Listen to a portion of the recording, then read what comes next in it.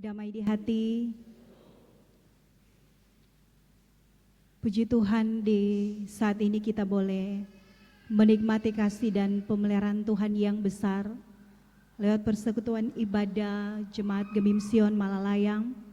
Kita semua yang hadir di sini merasakan bahwa kita diberkati Tuhan dengan menyiapkan waktu ini untuk boleh memuji Tuhan, memuliakan Tuhan, dan mendengarkan berita firman Tuhan.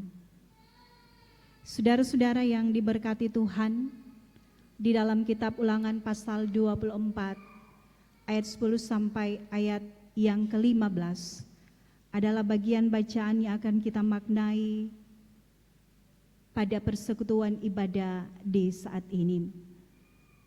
Bacaan yang mau mengingatkan kehidupan kita bersama tentang arti pentingnya kita saling melindungi sesama ciptaan Tuhan, sesama umat Tuhan, sebagaimana perikop firman di saat ini tentang melindungi sesama manusia. Apabila engkau meminjamkan sesuatu kepada sesamamu, janganlah engkau masuk ke rumahnya untuk mengambil gadai daripadanya. Haruslah engkau tinggal berdiri di luar, dan orang yang kau beri pinjaman itu haruslah membawa gadai itu keluar kepadamu. Saudara-saudara, ini merupakan suatu bentuk nasihat dan peringatan serta pidato yang disampaikan oleh Musa. Dan pidato ini merupakan kesempatan yang terakhir baginya untuk memberikan nasihat atau untuk menginspirasi umat Tuhan yang pada waktu itu sebentar lagi akan menempati yang namanya tanah perjanjian, tanah Kanaan. Musa sangat merasa bahwa berbagai aturan, berbagai petua harus disampaikan, mengingat kehidupan bangsa Israel yang akan tentu melihat bahwa di tanah Kanaan nanti banyak sekali perubahan-perubahan kehidupan yang pasti akan terjadi. Saudara-saudara yang diberkati Tuhan, mengapa Musa mempersiapkan bangsa Israel sedemikian rupa untuk bisa menduduki tanah Kanaan? Yang pertama, karena mereka adalah generasi baru yang tidak merasakan bagaimana sulitnya perbudakan di Mesir. Mereka mendengar cerita-cerita tentang bagaimana orang tua mereka, leluhur-leluhur mereka ditindas, disiksa di Mesir. Karenanya mereka perlu ditempa sedemikian rupa untuk diajarkan agar mereka tidak menyimpang dari perintah Tuhan. Dan yang kedua, mereka adalah orang-orang yang dibesarkan di padang gurun. Mereka tidak banyak mengetahui godaan-godaan dari budaya lain, agama asing yang menarik. Namun mereka akan segera berhadapan dengan hal itu ketika mereka akan menduduki tanah Kanaan. Karena itu mereka perlu untuk diingatkan, dibimbing, dan diberikan petuam. Bisa saja bagi Musa ketika mereka berhasil ada di tanah Kanaan, mereka tergoda untuk tidak setia kepada Tuhan. Karena itu begitu banyak hal juga yang disampaikan Musa mengenai bagaimana mereka harus memusatkan perhatian kepada Tuhan. Itulah saudara-saudara mengapa Musa menyampaikan berbagai peraturan, berbagai petunjuk sebagaimana yang terdapat di dalam perikop kita. Musa memiliki alasan tersendiri untuk mengingatkan kembali bahwa mereka dahulu adalah budak di Mesir. Dan sebagai budak, mereka tidak mendapatkan yang namanya keadilan. Dan hal-hal demikian janganlah mereka lakukan ketika mereka ada di tanah Kanaan.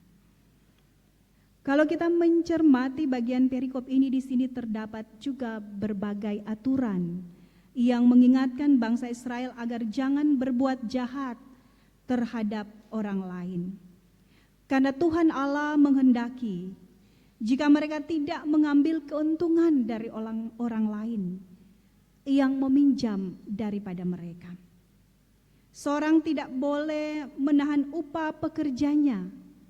Seorang tuan tidak boleh menahan upah budaknya. Jika ladangnya telah selesai dipanen dan berkasnya lupa untuk diambil, dikatakan berkas itu dibiarkan saja untuk para janda, para duda, yatim piatu, bagi mereka yang tidak berpunya dan sebagainya. Jika ada orang miskin yang menggadaikan sesuatu yang berharga, ada barang yang tidak boleh diambil sebagai gadai. Itulah peraturan yang dibuat pada waktu itu. Misalnya batu kilangan. Karena batu kilangan pada waktu itu merupakan sumber dari mata pencarian orang-orang yang meminjam. Atau kain yang merupakan satu-satunya kain yang dimiliki oleh si peminjam. Sehingga sebenarnya kain itu sangat diperlukan untuk menghangatkan badan ketika tidur pada malam hari. Tuhan Allah menghendaki agar mereka tidak melanggar hukum.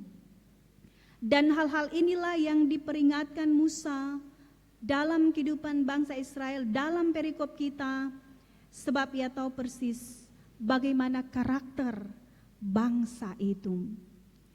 Jadi kalau membayangkan hidup bebas di tanah yang dikatakan berlimpah susu dan madunya, membuat orang Israel memang harus waspada. Karena justru kita tahu saudara-saudara, saat hidup kita meningkat, tentu godaan begitu banyak akan kita hadapi. Ibarat semakin tinggi pohon, semakin kencang anginnya. Kalau iman bangsa itu tidak ditempa, tidak dibimbing, tidak diingatkan, mereka bisa masuk perangkap. Dan Musa memperingatkan bangsa Israel agar tidak terjebak akan hal itu. Supaya mereka tahu bahwa berbagai peraturan harus mereka lakukan. Supaya mereka tahu bahwa mereka tidak boleh melakukan hal sewena-wena terhadap yang lain. Mereka harus berlaku adil, harus saling menghidupkan, menopang satu dengan lainnya. Yang lebih memberi, yang kurang menerima. Saling menolong, saling menguatkan dengan tidak memandang latar belakang, status dan jabatan. Mereka harus hidup saat itu sepikir sebagai suatu bangsa yang bersama-sama pernah dijajah di Mesir, yang bersama-sama merasakan penatnya padang gurun selama 40 tahun, yang bersama-sama juga yang akan menikmati kehidupan di tanah Kanaan. Sehingga setiap orang dalam bangsa itu harus berbuat juga hal yang adil, menopang, menolong di dalam segala hal. Karena mereka tahu bahwa mereka adalah milik kepunyaan Allah. Kehidupan yang nyaman akan nanti mereka rasakan, akan diperoleh oleh bangsa Israel.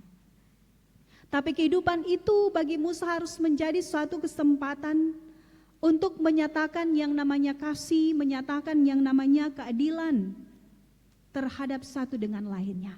Mereka dibimbing supaya tidak serakah, diingatkan supaya mereka jangan egois, diingatkan supaya mereka jangan semena-mena terhadap orang-orang yang tidak berpunya, tidak boleh menindas yang lemah. Mengingat Musa tahu latar belakang, mereka juga orang-orang yang pernah ditindas, diperlakukan tidak adil. Jangan sampai hal itu mereka lakukan ketika mereka menduduki tanah Kanaan.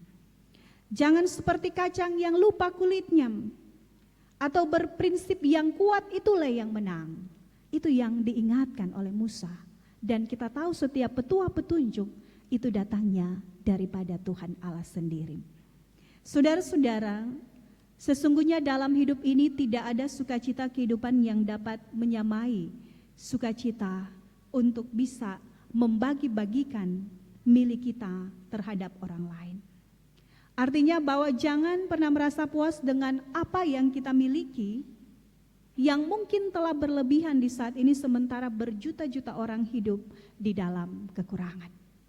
Apalagi ketika kita sebagai seorang tuan yang kemudian menahan upah pekerja. Karena dalam bagian konteks bacaan ini, itu satu hal yang dilarang. Aturan yang tidak boleh dilakukan.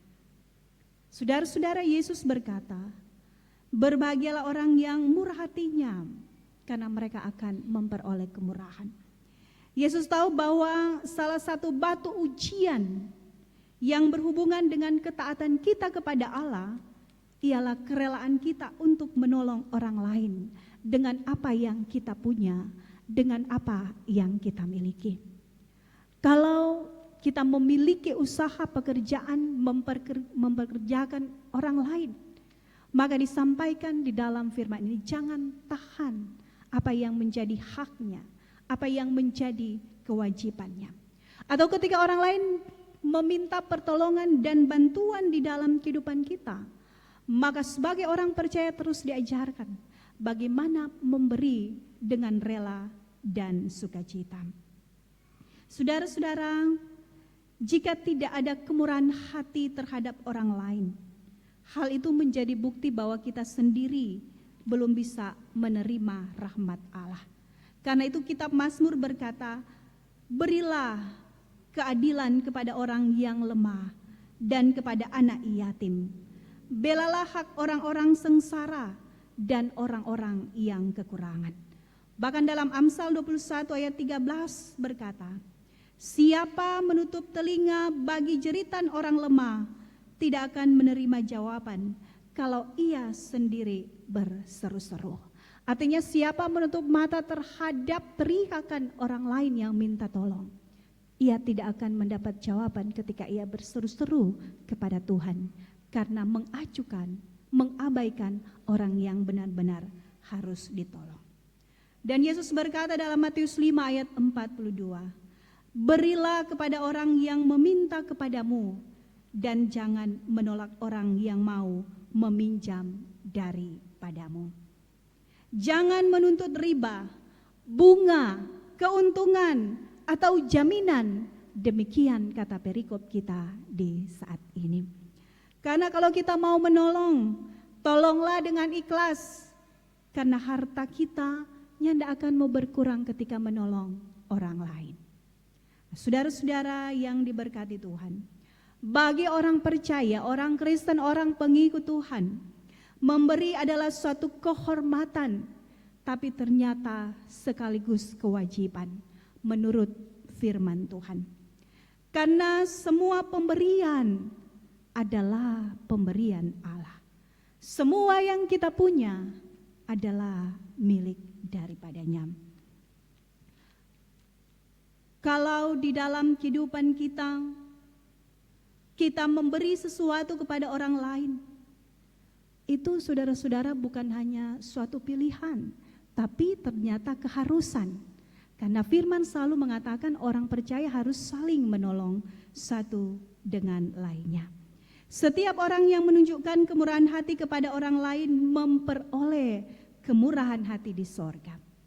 Dan bangsa Israel, para rabi atau guru-guru Yahudi, malah saudara-saudara menempatkan kebaikan dan kemurahan hati sebagai bagian yang terpenting dari hukum Taurat. Jadi di Bait Allah di Yerusalem ada suatu tempat khusus di mana setiap orang bisa datang dengan diam-diam untuk menyerahkan pemberiannya. Dan pemberian itu adalah untuk membantu orang yang tak berpunya dan tanpa mengharapkan imbalan. Jadi memberi bagi orang Israel adalah suatu keharusan, dengan catatan bahwa mereka harus memberi, dan itu dilakukan sedemikian rupa sehingga mereka tidak membawa orang ke arah kemalasan atau kebodohan. Yesus sekali lagi berkata, berilah kepada orang yang meminta kepadamu, dan janganlah menolak orang yang mau meminjam daripadamu. Jadi ini merupakan suatu perintah, ajaran dan petunjuk. Kalau dalam perikop ini disampaikan kepada bangsa Israel, namun di saat ini disampaikan kepada kita supaya kita semakin menyadari artinya satu persekutuan yang beribadah kepada Tuhan, yang di dalamnya orang Kristen memiliki kewajiban dan keharusan untuk dapat menolong orang lain. Ketika ada orang lain yang meminta bantuan kepada kita, entahkah itu berupa uang atau yang lain sebagainya, apa saudara-saudara respon kita? Mungkin ada yang bilang, doh susah lalu dia bapinjam pak kita, nyandak pernah kasih pulang. Doh so boleh jo, kita selalu ada batabung, cuma mau kasih pak dia dan sebagainya. Sesuai konteks, sesuai kondisi kita. Sesungguhnya kita tahu kepada siapa kita akan menolong dan membantu. Kalau melalui bagian ini dikatakan kepada mereka yang tidak berpunya, kepada mereka yang miskin, kepada janda, duda, anak yatim piatu, korban bencana alam sebagaimana yang terjadi, ada banjir, ada gunung meletus dan sebagainya. Kita diajak bersama untuk memberi pertolongan, berempati lewat apa yang ada dalam kehidupan kita, supaya kita benar-benar menyadari bahwa inilah tanggung jawab saya sebagai orang percaya. Inilah tugas yang harus saya lakukan.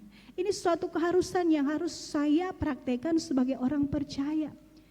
Kita tidak harus menahan upah, kita tidak harus menahan diri terhadap orang-orang yang membutuhkan pertolongan dalam hidup kita.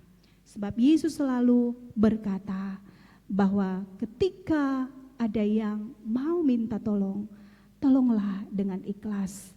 Karena kita tahu bersama bahwa kita menolong, menambah kekayaan jiwa, kekayaan iman kita.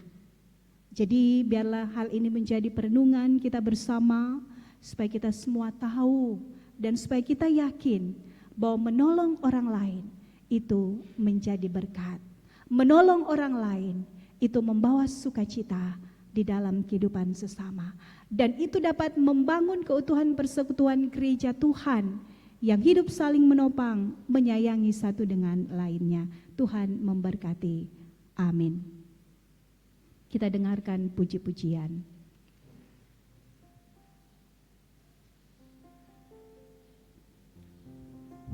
Puji-pujian